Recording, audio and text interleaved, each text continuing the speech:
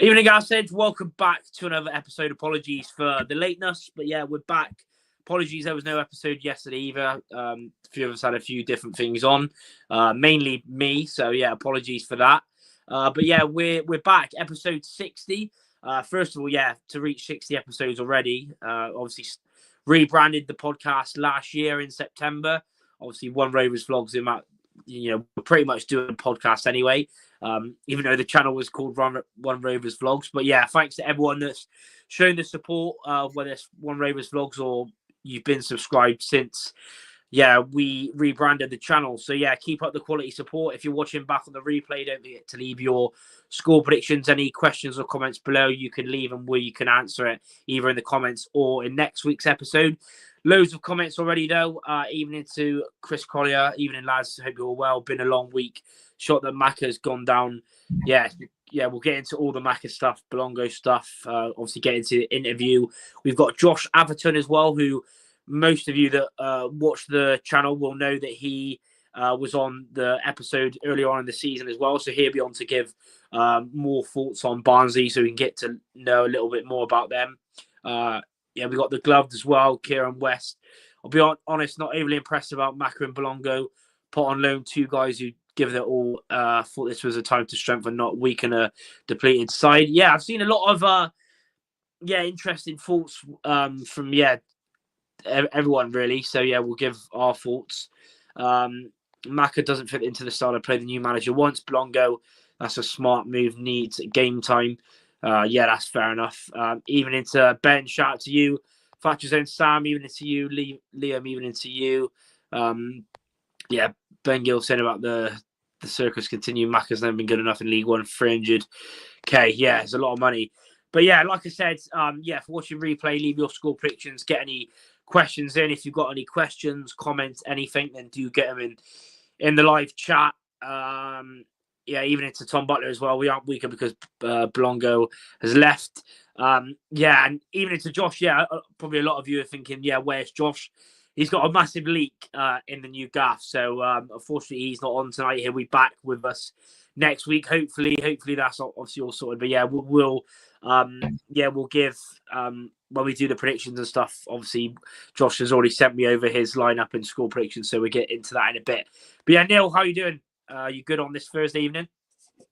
Yeah, mate. I'm all right. No sweat. You? Yeah, mate. Yeah.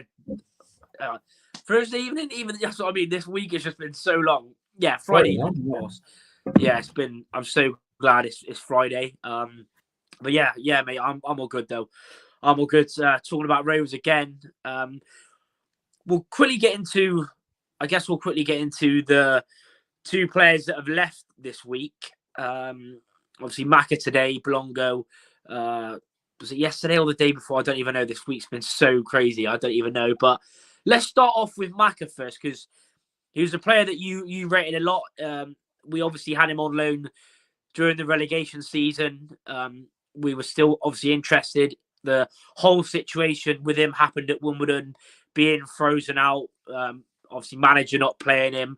There's a comment from Lee Brown today about Macca as well. I don't know if that's just banter or what, but yeah, we bring him in on a 3-year deal. Big money to spend on him. And yeah, it goes out on loan. His contract up in the summer. What do you make of him leaving? Your thoughts on his time? Because it looks like he's going to be leaving Rovers. I can't see us in a million years giving him a new contract. But yeah, what do you make of him going out on loan, especially to Forest Green Rovers ready for a title charge? I think if you're the football club and you're Macca, the whole thing makes absolute sense. To be honest, you've got a lad there that's out of contract in the summer. Let's be real, like that lad. Football IQ and footballing abilities is one of the best in this squad. However, what we paid the money for isn't the player we've got now. Them two injuries have killed him. Those two injuries have absolutely killed him, and he can't be the footballer that he was when he brought him to the football club. Now, there's a role for a player like Macca in pretty much every League One squad if you can afford to have him, which is if you need something for the last 20 minutes to either salvage a game or get you a goal, to rescue something or get you in front, he's probably our best option. Yeah. But we're in a completely different scenario now with Calderon, where regardless of his football IQ and how bright a footballer he is, his body will not stand up to the demands of what those lads are going to be asked to do day in, day out, and over a 40-game season. He will break down. Like, when he goes to someone like Forest Green for the next 6 months, the demands on him are not going to be anywhere near as high as what they would be at this football club, due to the fact that he's blessed to have a lot of players around him in a league that they're all pretty much superior to. And he's going to go to a side for the second half of the season where he's going to get put in the shop window, where the ball is going to be where he wants it to be, at the right end of the pitch. Now, people will say, well, he's gone to National League. That must say everything. Well, it doesn't. What it says is he's given himself the best opportunity to do the work he needs to do to get himself noticed where the ball needs to be. There's no point in him going to Swindon. The ball's at the other end of the pitch. He's not going to be able to showcase anything.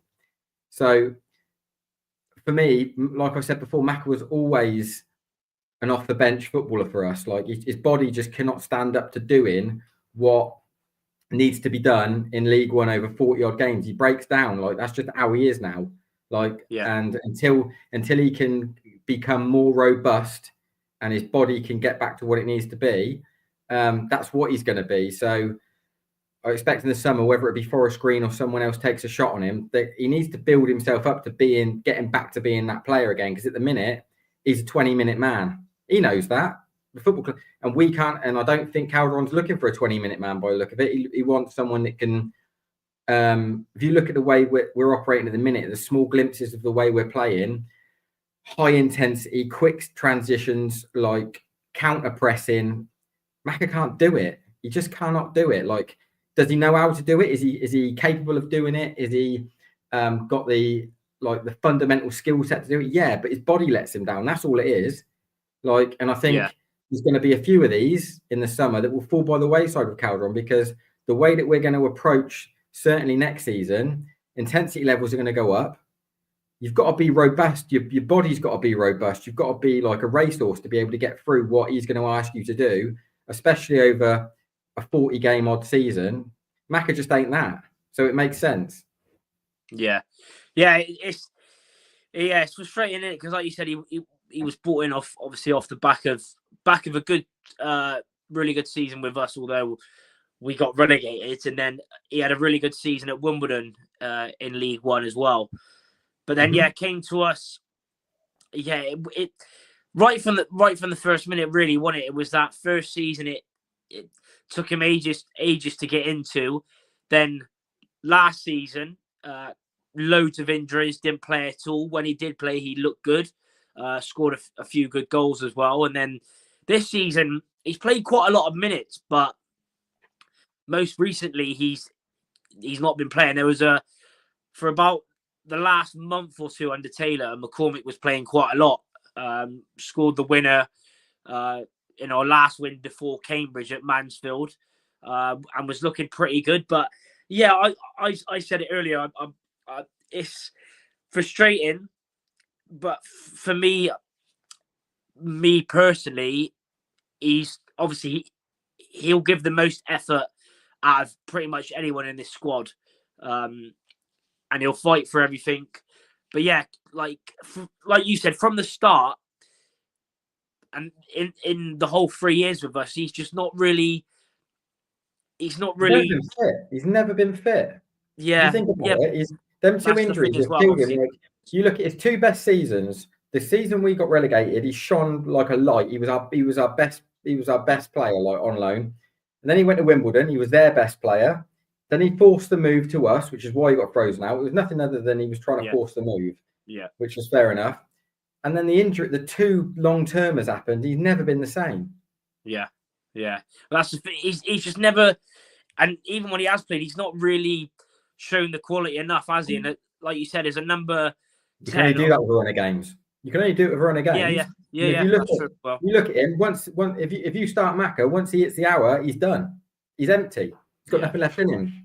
Yeah. So it's stick or twist. You either play him for an hour, or you let him be your 20-minute man at the end of the game to salvage something. But then he's deemed a luxury, isn't he? And it's like, I don't think we're a football club that can have that. And he's certainly not someone that can, like I said, Calderon, he can't do what Calderon's going to ask of him. Like, they've probably sat down and had a frank conversation, and it's probably taken like a minute and a half. He's gone like, this is what we would expect. And Macca's like, well, I can't do that. Like, I'm going to break down constantly. And he's like, yeah, well, there we go then. Yeah.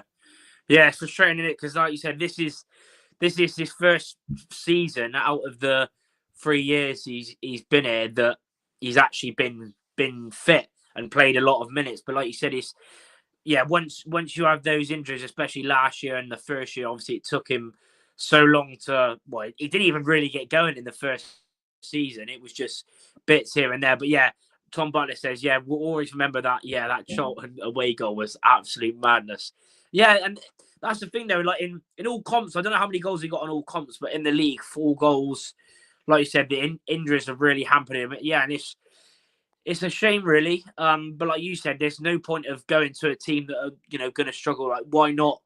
Why not? Like, for his sake as well, he doesn't have to move. It's only up the road. He can go there with a team on confidence, a team, full of quality players for that level, and hopefully he can get himself a league title. That's exactly it. You sit down with your agent, and you basically got half a season for a shop window. So your shop window's got to be somewhere where you can showcase what you've got to do. There is no point going, I'm going to go and play for a League Two club who's middle of the road or bottom half of the table, because you're not going to be able to like showcase what you can do or put yourself in the shop window when you ain't got the ball. You've got to be strategic about what you do. And if people are going, oh well, he's dropped down like a couple of levels, that shows what it shows is the bloke's made a strategic decision to go to somewhere where he hasn't got to turn his life around to get to it, first and foremost, and he can just hit the ground running, trying to get some minutes and game time in a winning team where he can actually go and get on the ball and do stuff, and people can actually see what he's about. Yeah, 100%. Yeah, even it's Ronnie Martin as well that's tuned in, even in Alicia, I was agreeing with Neil. There's a lot of talk about Mola. And yeah, apparently Norburn was a done deal, apparently, to come back to Rovers. But yeah, he's chosen Wigan because I don't think he was wanted by hierarchy, but who knows? That's a location thing as well, isn't it? That's a doddle, isn't it? Go to Wigan. Yeah, Wigan, yeah, exactly. Wigan. Why are you going to turn your life around? What's Norburn now? 31, 30, 31? 31, 32, yeah. Why are you going to turn your life around like that? You just go to Wigan, don't you? Yeah, 100%. Yeah, keep liking as well. Keep subscribing if you haven't already. Keep getting your comments, even into Alan. Yeah, we'll be getting into Barnsley in about 10 minutes. Obviously, we've started a little bit. Well, I say a little bit late, 10 minutes late, because I've just been flat out and busy, and I have to get everything set up. But yeah, we're gonna be getting into Barnsley in about 10 minutes. Just go over a few Rovers things. Let's get into Bilongo, and for me as well, Macca. I agree with him being loaned out as well. And I also agree with Bilongo, but we'll get into the Bilongo news now, because obviously he was brought in. It was a bit random, to not play the sort of EFL game before. Was out on loan at, was it Ipswich last season in the National League? Comes in on loan. He started obviously really well pre-season. That everyone was on about his passion and his, just he's a really likable person, which he is. I've spoke to him on quite a few times, and he is a sound guy. But yeah, it goes out on loan. Yeah, it was a weird one because he was playing quite a lot. Obviously, he was brought in as a wing back for Taylor's system. But yeah, as a player in a flat back four, just a left back. Yeah, he's not got the defensive capabilities. He's obviously got the skill. He can obviously play in a few different positions. He's got the pace. He's got some good attributes. Do you think this is one where things, you know, he'll go on loan at Harrogate, come back in the summer, and maybe, you know, stay with the club? Or do you think this could be like the early sign of him just not good enough right now for League One football? It wouldn't surprise me if Bilongo don't stay with us. To be honest, I know he's going to be under contract, but if there's an opportunity for him to go and play, and the side shows an interest, I think Calderon would be more than happy for him to explore that if needs be. I just don't think he's got the football IQ that he needs to do what Calderon's going to ask of him. I just think it'll fry his brain. He's so raw. Like Bilongo, like early doors, he gives me Dave Tutunda. That's what I get from him. Like you saw him score a goal on the opening day, a few lollipops, but it all disappears eventually. Like it fades into nothing. Like he's raw as hell.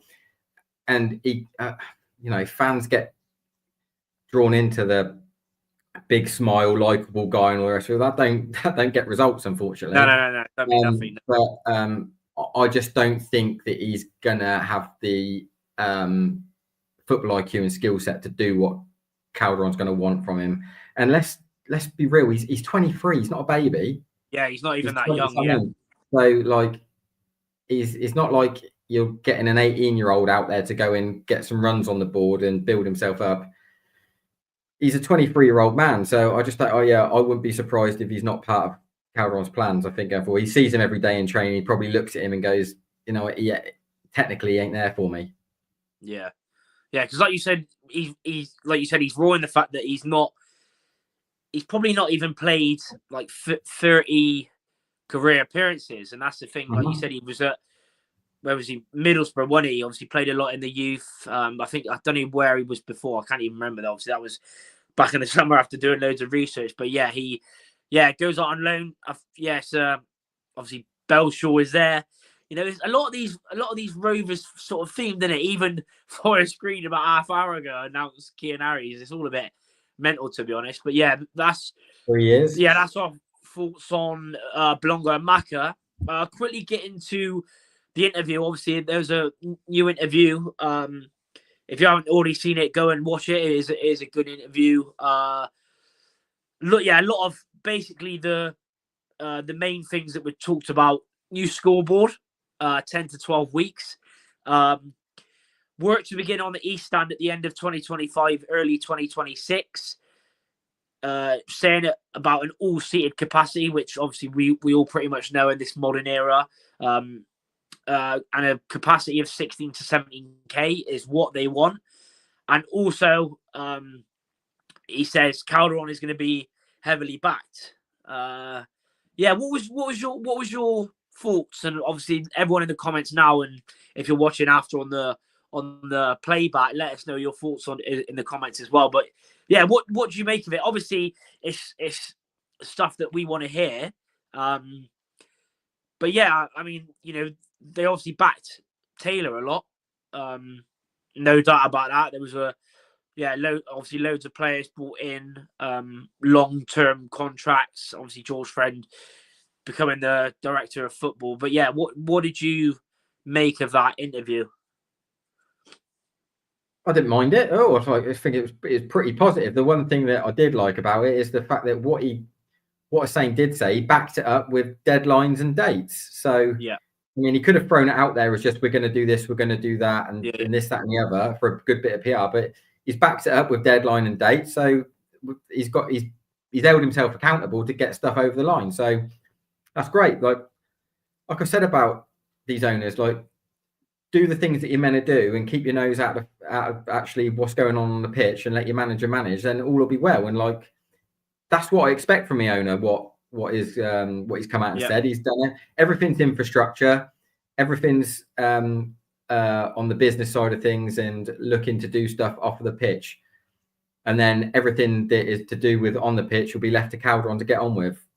Great. Yeah, 100%. Yeah, I agree. Yeah, like you said, the deadlines as well, which is which I think is the main thing for pretty much every fan really. When you obviously hear about this stuff, it's all right hearing about it. Then you want to hear the deadlines. But yeah, it's good. Definitely. Yeah, it's going to be interesting to see what it obviously does all look like. It's going to be a while away, but yeah, it's been needed, especially even.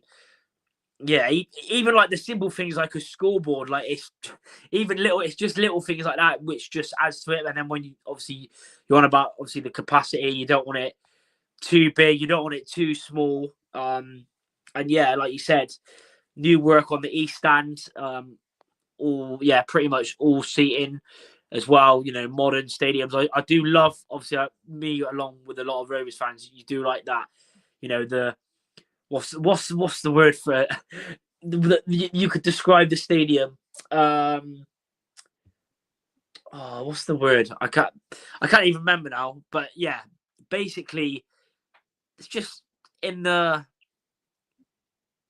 I can't remember the word. This is really annoying me. What's the word? I can't remember. But yeah, the Cowdron used.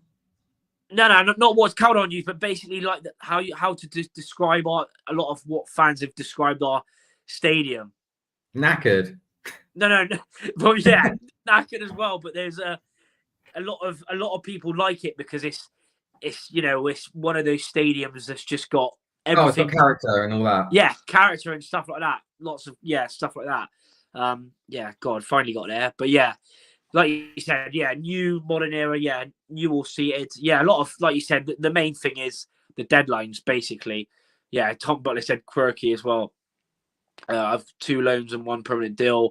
I can't see anyone coming in, just going by what Cowdy said, the players we have are good enough. Taylor's basically spunked the budget. I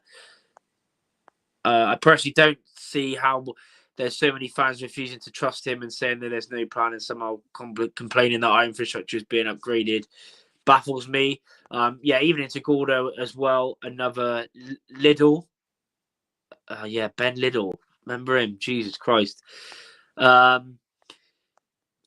yeah, that's pretty much most of the stuff. Before we quickly get into the Ipswich game, having a look at now the players that we've lost, and I know we've already said it before on previous episodes, last one and the one before that, but looking at the squad now, where else do you think we need improvement the most? What in general, or just to get us over the line until May? Well, yeah, it could be both, but yeah, just obviously considering how long left of the January transfer window, week and a half, 2 weeks. Yeah, something like that. I still think we need volume in the middle of the middle of midfield, to be honest. I'd like to think we're going to be in the market for a centre forward just to get us over the line until May, probably a loan of some sort. And then you're going to be looking at probably a fullback of some sort, I'd have thought. Yeah. Maybe if Jack Hunt isn't going to be available, he's probably going to go and look for a right back, because I know he keeps giving Taylor more a run, but he seems very comfortable with what Sousa's doing. I know, like I said before, you're going to highlight Sousa and he's made mistakes now, but I don't think Calderon minds. I think he wants him to keep making them, to be honest, to just say, like, we're just going to keep beating the drum and you're going to keep doing what I ask you to do until you get it right. Yeah, definitely. So what would that be? Yeah, three signings then for you? Yeah, I mean, I think the ones going out have been done to free up some money in the pot to be able to bring some in. So I'd have thought it will be loans to get us over the line until the end of the season, to be honest. I think it'd be more salary than it will be like transfer fee. Yeah. Oh, yeah, I agree. Yeah. For me, yeah, I've already said it, but I'll say it again, especially now after Macca. I think we'll get a left back. I think we have to get a left back. I said it the other day. You can't keep like Mola can play left back, and he at the start of it he done quite a decent job. But the more he played there, the more he didn't look quite as comfortable. And it's quite annoying and frustrating in a way, because obviously Mola was doing so well in a back three, and then obviously we stopped doing the back three, and then he got put to left back again. But now Calderon's come out and said suffering with confidence, which he probably is. He does look like a confidence player, Mola. yeah, we definitely need a left back, especially if Bilongo's now gone. But that is that line there is a polite way of saying that he can't do what I want him to do. He's just like Mola's a left back of sorts, but he's not a left back that Calderon wants. Like the left back that Calderon wants is the same as what Sousa is, which is, you know, athletic, direct, can make the byline, get the ball in the box, can drive into the middle. He's just struggling with that mode. I think he probably looked at the patterns to get set up at training, and his head's all over the place because he's not familiar with it. Yeah, definitely. Chris saying left back, right back. Do you think we need a new strike? We both agreed on that. I think every Rovers fan can agree on. Well, to be fair, every team in the country is going to be looking for a striker. But yeah, we definitely need one. You can't rely on. You can't rely on a 36-year-old Martin and Gatlin O'Donkor. Even though I like them both, they've both got good strengths. I still think, you just can't. You know, Martin ain't the player he was last year, and O'Donkor, you know, he's only a young kiddie on loan. What is second or third loan spell of his young career, considering he was on loan at Barnet last season and then coming into League One. Yeah, and he can also do a really good job on the left wing as well. There was interesting talk of obviously the goalkeeper situation, because he said Dan Hargreaves was doing the talk of him, and Calderon did say he would like another keeper, but there isn't enough budget to go and get another keeper. There's more improvements in other areas. Yeah, I would say left back, striker, centre back is a weird one, because I like Wilson, I like Taylor, but I think they're both not good on the ball, and they're both very similar in the fact that they're both slow as well. So I would like a quicker, better player on the ball, but in saying that, they are still good as well. So it's just one of those things. Obviously, Wilson's out of contract in the summer anyway, so you would think maybe sort of not ease him out of it, because he's been our best centre back. But you know what I mean, like if there's not a plan now of getting in a centre back to obviously balance with Taylor, have a little bit of a quicker one, better on the ball. So probably centre back, left back, striker, and then a midfielder. But then I can't see us signing 4 players, so we'll have to see. We'll have to see what happens, to be honest. But Tom Butler saying left back and a striker the priority. We need a striker with Martin's finishing and O'Donkor's athleticism. Yeah, that's the thing. But they're both going to be. Well, that's got to be £1 million player at least. You ain't going to get a loan player unless you get really, really lucky, to be honest. Will Rovers live longer with Calderon asking for a friend? Yeah, we'll see. Let's quickly get into Ipswich, and then we will get on to Barnsley. You went with a 4-0 Ipswich win. I went with a 3-1. Josh went with a 3-0. So Josh actually got it right. Apologies, I still haven't uploaded the predictions giveaway yet. That will be done next week. I know I keep saying that, but I've just been so busy with work and just knackered all the time. But yeah, 3-0 Ipswich. Very, very comfortable. Frustrating. A lot of different opinions on social media. A lot of fans I've seen were frustrated. Obviously, a lot of Rovers fans would probably think me in the past would probably be very frustrated, but I was sort of similar like you. As long as we didn't get any injuries, then I was sort of okay with it. You know, it was obviously frustrating to watch, because even with a second team, even though there's still a lot of pricey players for that Ipswich team and what they've done in the past and whatever. But yeah, it was frustrating that we didn't lay a goal on them. Probably our best chance was given to us by their keeper Muric, when Sotiriou just pretty much passed it to him. And obviously, the awful officiating offside goal was horrendous. Penalty wasn't a penalty, but hopefully we didn't get any injuries. I know Calderon's done his press conference. Liam said, I thought Sawyers was okay. You could see he's got some of his passing was good. You could see he probably, right at the minute, he's not going to play, he's not going to be playing a full game, anytime soon. But he got through 60 odd minutes. But yeah, so Turiu for me was probably our best player, along with Connor Taylor and Wilson.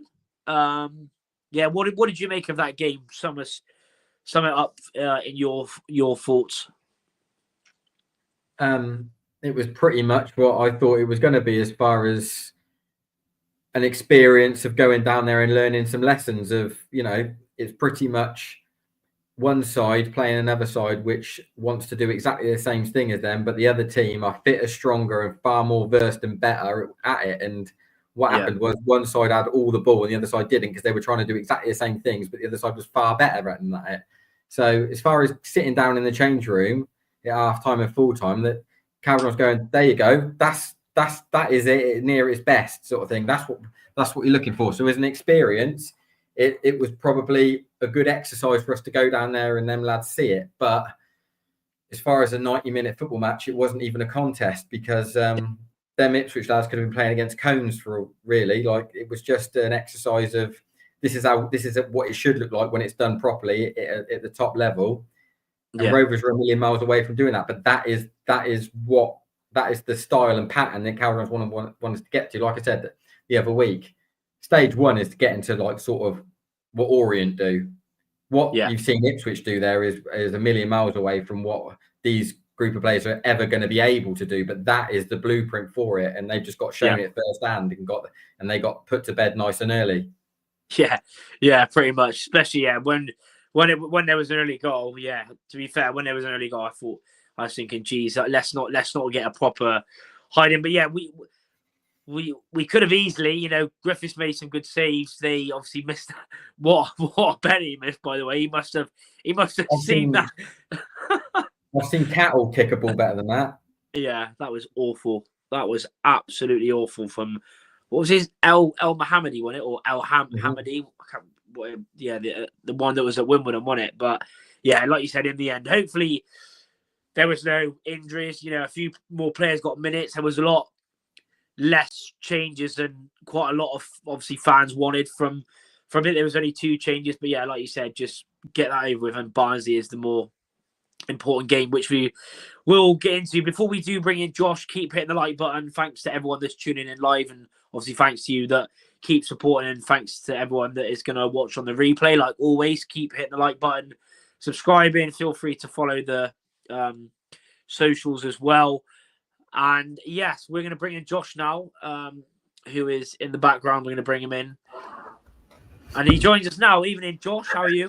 Good evening. Apologies, by the way, for the way. Nice. Yeah. It's all good. It's all good. I'm doing good. How are you guys? Yeah, not bad. Oh, yeah. Not bad. Good. But yeah. As I did say at the start, Josh is, come on again. Obviously, was on here earlier on this season. Obviously, that game finished 2-1. There's been a lot of change in quite a good way from you guys, especially most recently. You're on the back of 4 wins in a row, 5 wins in 6. The only defeat you had was the 4-0 home loss to Leyton Orient. But before that, you went on a bit of a sticky patch with no wins in 6. Sum up your season so far under Darryl Clark. I think it's been a lot of learning, especially the first half of the season. Sort of, as you mentioned, we went for that sticky patch. Like we started the season, a lot of chopping and changing. I think you said it, Neil.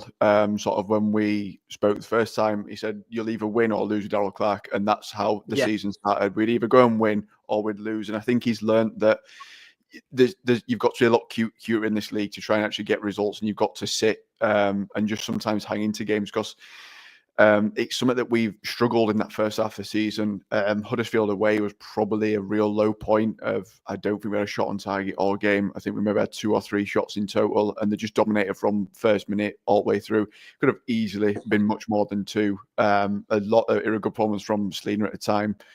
in our net that kept us in it. And I think your Blackpool away was sort of a little bit of a turning point, which we looked a bit better over the next few games. And then the same thing happened again. It started chopping and changing more. Results started fading away.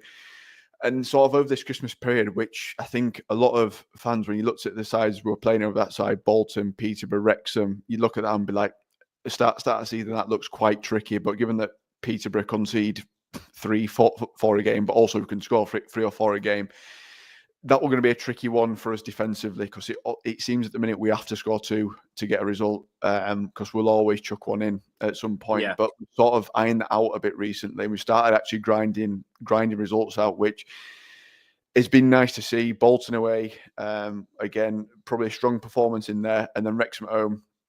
A bit of a turning point in that first half because we just completely dominated it.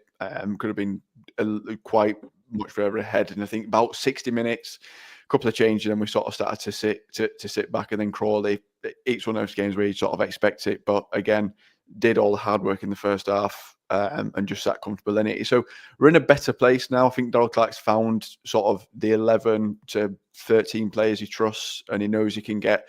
I think the thing that's been missing is we weren't getting those 7 out of 10 performances week in, week out. It was, you'd either get a 10 out of 10 or a 4 out of 10 and we'd either win or lose. So we've started to get a little bit more consistency in there. He's got a little bit more consistency in the side, and it feels like it's coming together, and it's come together at a nice time being in January. But on the negative of that is it almost papers over any cracks that we've had of the fact that we're on this win streak now and everyone's like, oh, we don't need anyone. It's like, we do. There's still additions that need to be made. Yeah, 100%. I mean, I said it. I mean, shout out to Red All Over first of all as well. If you haven't already subscribed to them, obviously I've done the plugs on the last episode, but make sure you go and subscribe to Red All Over. Brilliant Barnsley channel. They done their Rovers preview last night, so if you want to go and check that out after them, go and do so. Also, I was on there the other night with shout out to Andy, who does the away, and I was on there. So if you want to see a bit more of what I said in a bit more detail, then feel free to check it out. But yeah, I said to Andy the other night, I said that first bit of the season sums it up when you beat us 2-1 and you go and lose 3-0 to Stevenage the week after, basically. So yeah, you're right.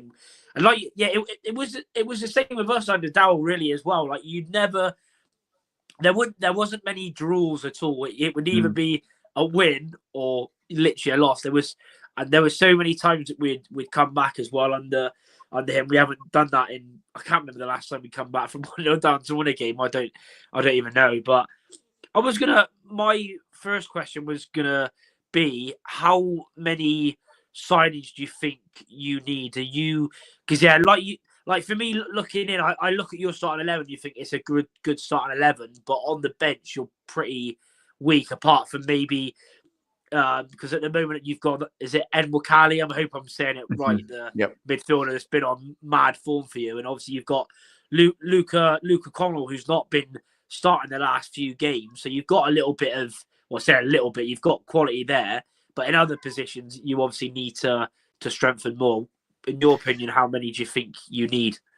Yeah, I think for me, if we're serious about going up, I look at that side and it's going to need major work in the summer. Like if we're serious about going up, then it's going to need major work. So we can either get some of it done now and make a couple of those sort of key signings, like signing Davies Keeler done from Mansfield was probably a big piece of business for us over the summer, because it plugged a hole of he can play up front. He's got a little bit of versatility in them, can sort of play in the 10. So I think for me, we've sort of left wing back already because we've got Neil Ferrugia in, who's a little bit of an unknown, coming from Shamrock Rovers, so not entirely sure of how that's going to stack up against League One necessarily, coming in from Ireland. We're definitely a striker short. I think Keeler Dunn, whilst he's sort of playing either up front or in behind, he's still a top scorer. Adam Phillips, second top scorer. Two basically midfielders are there. So we're missing that striker that's going to get you, even from this point of the season, like just even to get double figures or 15 is what we're missing. Yeah. I think the key thing we've had at the minute is Max Waters not scoring, but when he's played, I think the form is he's played 13, we've won 10, and I think he's only got maybe 5 goals this season. So he's quite key to the way in which we play, but he's not getting on the end of stuff. He does a lot of creating by just making runs to draw defenders and drag defenders to make space for the midfield behind him. So I think we are that striker short. Probably goalkeeper, because Salina's gone back from Chelsea, was going to be he's his gone number back. one. Which it's a little bit. It feels a bit harsh because Kilip's come in and done a great job, but it's almost a bit of you just want someone a little bit. You just gives you a little bit more confidence. Just behind his friends, he's done a great job as Kilip, but as well just to keep the pressure on him because I think we're looking to loan out sort of a second choice keeper. So I think the idea is to bring one in. And should we keep everyone else? For me, I'd like another centre back because we've got Matt Roberts that's aging. So again, sort of pre-planning for next season. Conor McCarthy, who's come in, he's been all right. As well, a bit of an injury crisis. He's been all right. He's done a job, but he's probably again not going to be championship standard next season. Donovan Pines is strong, but terrifying on the ball. You've got no idea what's going to happen when he gets it. It's a bit of a bomb scare back there. And then Mel DeJuvene and Josh Earl, two decent defenders, strong defenders at this level. But I think almost for planning to next season, I'd like to see another centre half come in, even if it's not someone for the immediate, although I would like it someone that can help us get over the line. It's just the clean sheets we've struggled to come by in this season. I think we've got 5 all season. So to be sort of where we are. Even we've got more than you. Yeah, like to be where we are, it's like we've had to score. Yeah, like we've had to score to get results, but we've not been necessarily too prolific at times, and then leaking goals. It's just meant we've got too many draws at the minute. Yeah. I mean, Neil, what's your thoughts on Barnsley? Have you got any questions as well for Josh? I mean, I never had Barnsley as I thought they'd just miss out purely because of Darryl. I just think like I said before, you've got to know when there's a good point on offer, and he never twigged it. He never twigged what a good point was, and he rolled the dice. And some weekends you'd be absolutely elated with it because you think, oh, we've nicked something there out of nowhere. But then, the next 3 you've thrown a game away. It's just I just think that you need to be a little bit more savvy. And I don't know if maybe like Josh is saying there, the turn of the year and the way they go into the second half season, maybe he's twigged it and maybe he's decided that we're sat 5th. Let's know when there is a good point on offer here, and time will tell. But that was always my concern, especially at the start of the season with Darryl. He's such a roll the dice gaffer that there's no such thing as a good point when really come May you'll find out there is. So that was the naivety of like the last 20 minutes of a game with him. It's very much like he'd gunsling it when he didn't have to in some occasions. But like I said, they're sat 5th, so they're in a position where they're not chasing anything. They can be strategic with the games that they play and the way they operate. And sometimes when you are sat in a, say you are going away from home, you've got a sticky pitch, narrow, things aren't going your way, and you are sat on a point, take it, and then head into trying to get 6 points from the following week potentially. It's how you map it out, really. I just never thought Darryl mapped his season out really, or mapped his month out properly to understand what was a sensible points total. He was always chasing perfection. He was always chasing let's win everything, and rather than treating it like a marathon. But time will tell. But with Barnsley, I just think they're top heavy. They are good. If that side can keep the ball in the final third, like for the majority of the game, they'll get plenty of success. But I just think they probably have to tweak the way they operate to obviously get to that point of being a side that dominates the game for long periods of time because they are so top heavy. So you've got the balancing act of, we're going to get exposed here because we're so top heavy. What do we do when we haven't got the ball? Yeah, that's the thing. Well, only really does help you lose on goal difference. Yeah, especially Neil. Yeah, I mean, rest in peace, Dennis Law as well. Absolute legend. Yeah, died at the age of 84. Thoughts go out to his family, and friends as well. I'll quickly, for any Rovers fan that wants to know a little bit more. So as Josh did say though, 5th in the league, 12 wins out of 23, 6 draws, 7 defeats, 42 points. They're currently 17 points ahead of us, and they've also scored 17 more goals than us as well, which is crazy. But we've only well, I say we've only conceded 5 more. We've conceded 38. Barnsley have conceded 33, but obviously they've scored way more than us. Like you said, Keeler Dunn, 9 league goals. Adam Phillips is another one. Adam Phillips always seems to score against us, and and funny enough, they both scored against us in the reverse fixture. A game which me and Neil were both at. Absolutely battered in the first half, but I was going to say it's a shame that your keeper's gone back to Chelsea, because he gave Centurio his only goal this season, and I couldn't believe it. We were getting absolutely battered, like from corners, like the amount of chances you had as well, and just so quick on the transition, like one ball over the top, and you were pretty much in. And yeah, obviously Josh Griffiths as well. Then the cup game again, absolutely battered. 30 shots, I think, to our 2 or 3. 1 on target for us, 9 for you. Yeah, luckily you couldn't finish, and luckily, obviously, Griffiths was in goal that day because he saved the penalty as well. And yeah, we jammied our way past that, but I'm hoping it's going to be a lot different. I still think it's obviously going to be really tough because for one, your form at the moment, and for one, you're actually better away from home than you are at home, even though you've won your last few games. So it's a bit of a mad one. Josh did mention obviously some of the teams they played. You haven't actually had a game for 2 weeks. This 2 weeks wouldn't it be, because you were obviously out of the FA Cup as well, and the other game.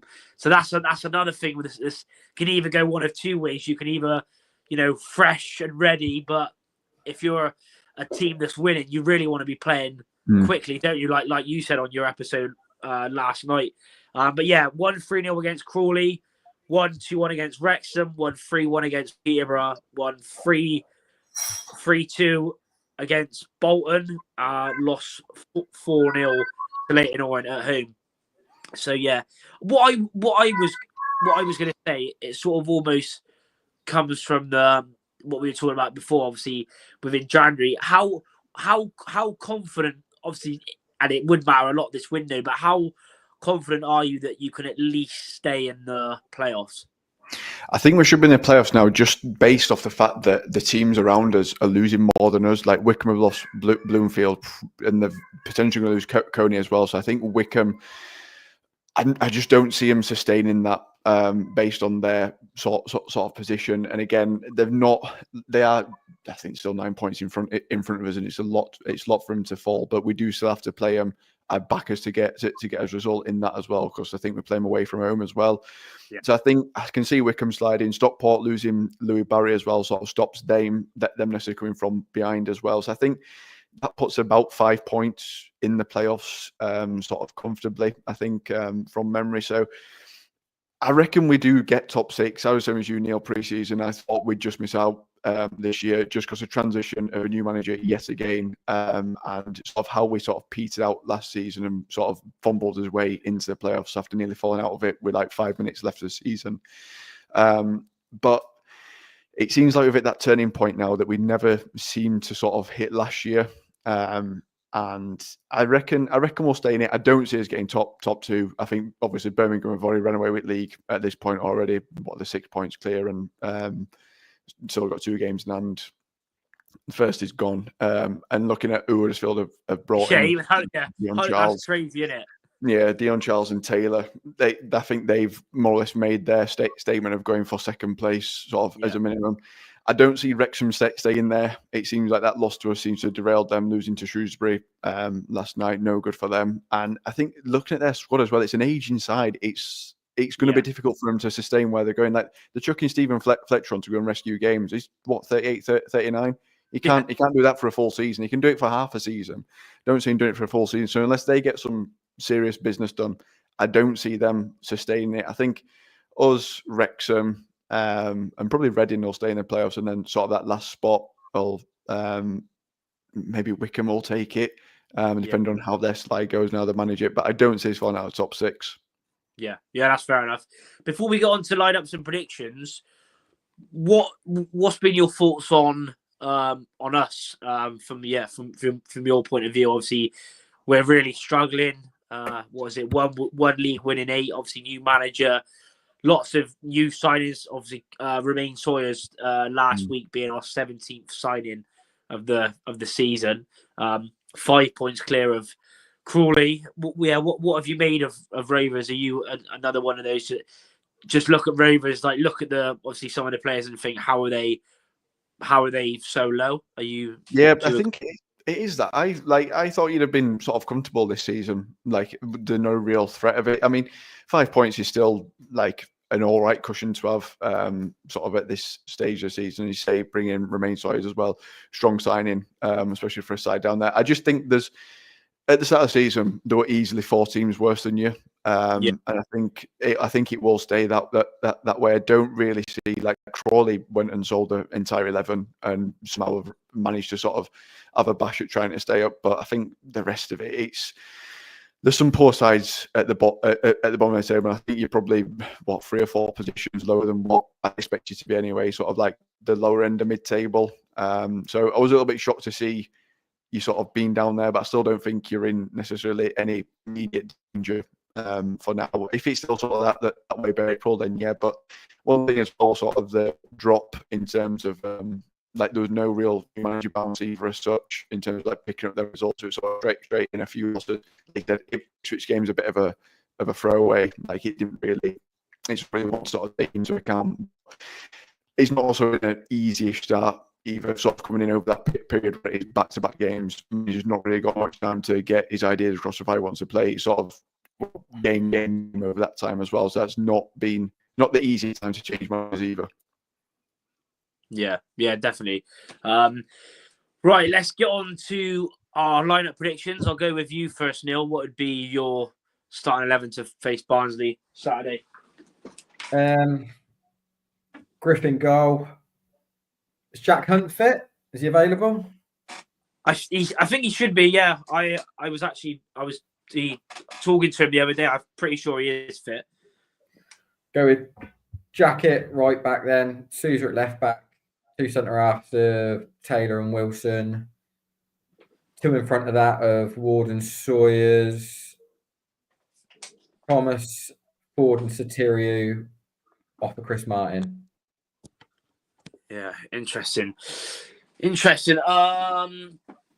Josh, what would your lineup be for Barnsley? I hope you're okay now because you were, well, from my end, you were cutting out a little bit. So hopefully you're okay now. I should be.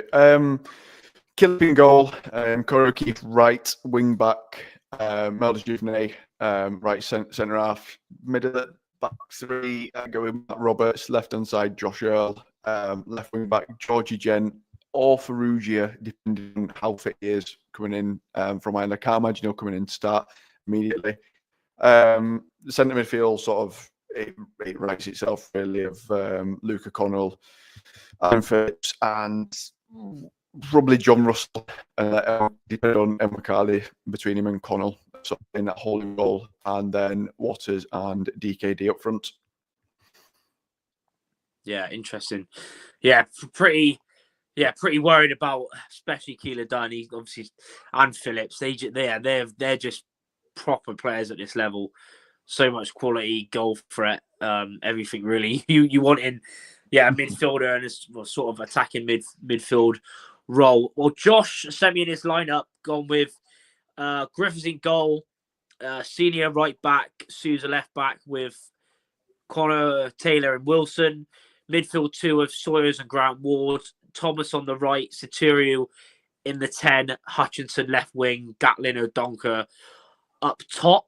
For me, I get Conte isn't back. I've heard rumours that he could be, but if he's 100% fit, then I would start him with Sawyers. But if he's obviously not at the races, then I would obviously keep him on the bench. So yeah, I would go with senior right back, obviously Griffiths in goal. Senior right back, Sousa left back, Wilson and Taylor. Midfield 2 of Grant Ward and Romain Sawyers.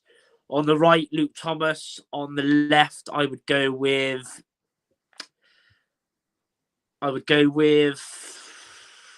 Hutchinson. In the 10, I would go with Soteriou. And then up top, I would go with Chris Martin. That would be my lineup. Score predictions. Of course, get your score predictions in now. Like I said at the start of the episode, if you haven't already If you're watching back on the replay, then don't forget to leave your predictions. If you don't leave your predictions during the live episode, then yeah, leave them in the comments as well. Shane Dell saying Phil for Taylor Moore. He isn't a right back, but been playing there due to the lack of Jack Hunt. Yeah, I'm not. I know Senior had a poor. Well, everyone played mostly played poorly at Stevenage, apart from Promise, really.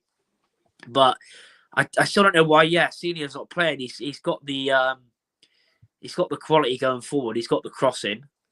Taylor Moore is obviously stronger and more physical, but I wouldn't say he's a better defensively. I think they're pretty much similar, to be honest. But yeah, hopefully Jack Hunt is fit. He did say that he's pretty much like last week, pretty much fit.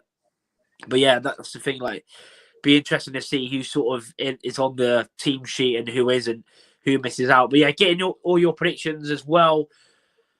Neil, I'll start with you first. What's your score prediction? Confident that we can make it back-to-back wins in the league for the first time, I think, this season?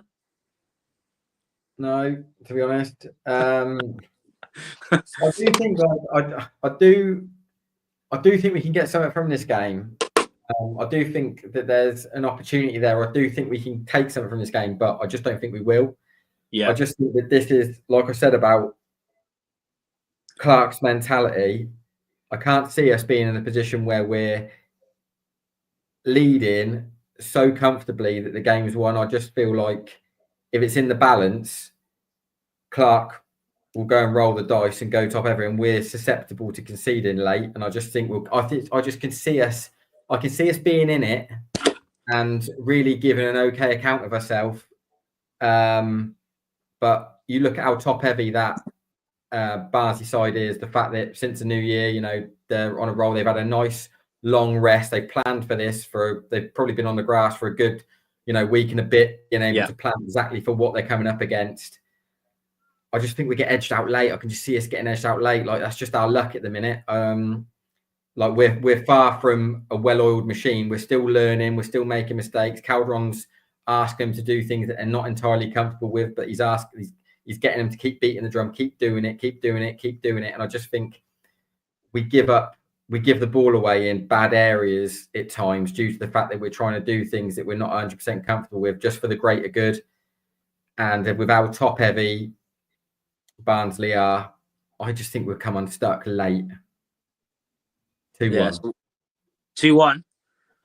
Yeah. What's your goal scorers for both teams? Kayla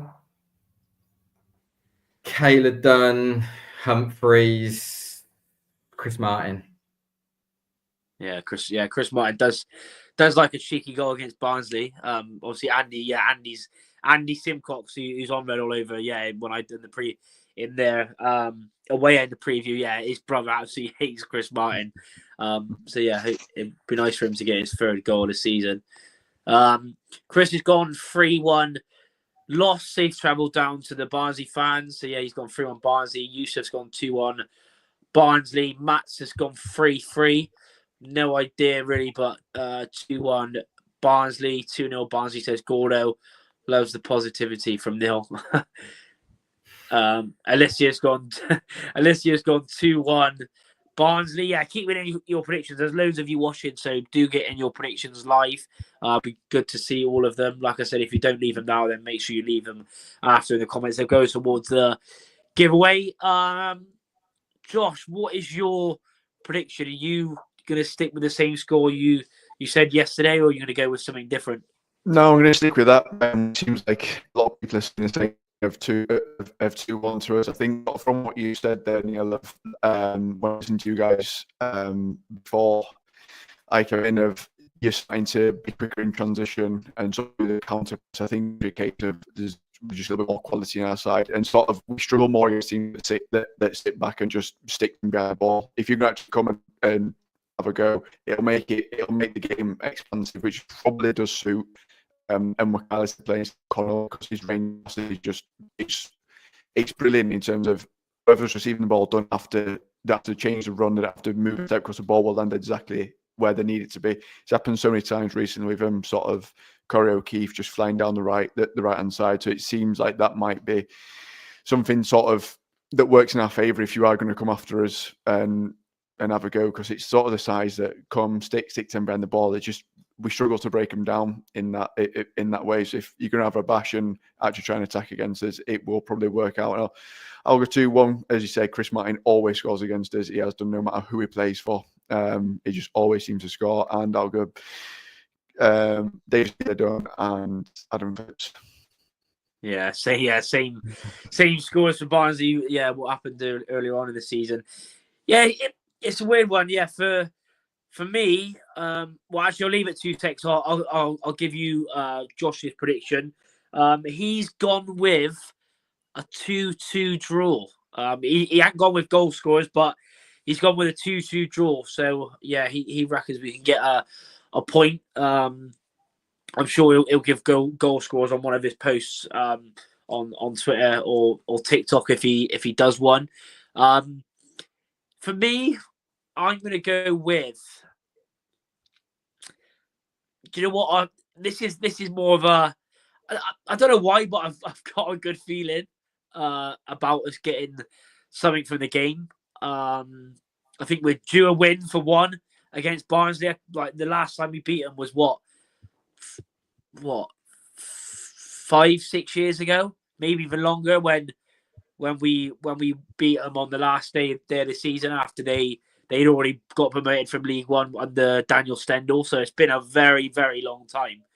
So yeah, I think we're due a win. I know when we talked about the Orient game on the last episode, Neil was like, and yeah, to be fair, I agree that they weren't at the best Orient, but I think if we can play anywhere near that going forward, but obviously take chances and don't give away crap goals, but that's like saying anything. But yeah, I just feel confident. And I think we'll get back-to-back league wins under Calderon, and I think we'll get his first home win. So I'm going to say Barnsley 1, Rovers 2. I'm going to say Keeler done for Barnsley. Yeah, Chris Martin's got to be one of the goal scorers, but I'm also going to go for the little fairy tale of Luke Thomas, Luke Thomas getting a goal against Barnsley. I would love that. Yeah, I said to Andy, like, for how obviously the madness that happened with Luke Thomas, getting frozen out, etc. And yes, he is a very can be a very frustrating player, but he's right now he's probably one of the better players that are in form, especially going forward. Anyway, so yeah, I'll go Luke Thomas to get a goal as well, and I'll say 2-1. Rob has gone 1-1. I'm an optimist. Yeah, a point would definitely be good, but right now, especially a bit dodgy in it with Shrewsbury, with Ainsworth, with Shrewsbury, it's all a bit too close for comfort at the moment. Obviously, a lot of points to get, but yeah, every game, we need to be obviously trying to win. But yeah, that is all our predictions. We're going to leave it here. So thanks to everyone that is tuned in. Obviously, thanks to Josh as well for coming on from Red All Over. Like I said, go and subscribe. Feel free if you want to do any plugs, share your stuff as well. Yeah, so as you mentioned, Red All Over on YouTube and also on Spotify as well. Red All Over on there. So any subscribe, comments, feel free to jump in. Yeah, definitely. Yeah, go and subscribe to them. Go and check out their preview of what they did for the game as well, what they did last night on YouTube. Subscribe to them. Quality content. Of course, subscribe to this channel if you haven't already. I'll be back with a reaction video on Saturday. We'll be back next Thursday at 8 p.m. Another week on the training pitch for Cowdon after, which is good. Before, obviously, the next midweek game, which is Charlton away after Wigan next week. So, yeah, subscribe. Don't forget to leave your score predictions in the comments after if you haven't left them now. Thanks to Neil, as always, for coming on. Shout out to Neil, as always. Obviously, subscribe to Josh's channel. He'll be back with us next week. I don't think he's going to the game either, so there won't be any vlog from him. So, yeah, he'll be back with us next week. But, yeah, hope you've enjoyed the show. Leave any comments or questions in the comments below. Score predictions. Follow us all. Josh Hemmings, Josh from Red on over, me, Neil. And yeah, enjoy the rest of your Friday, and we'll see you in the next one. Up the gas.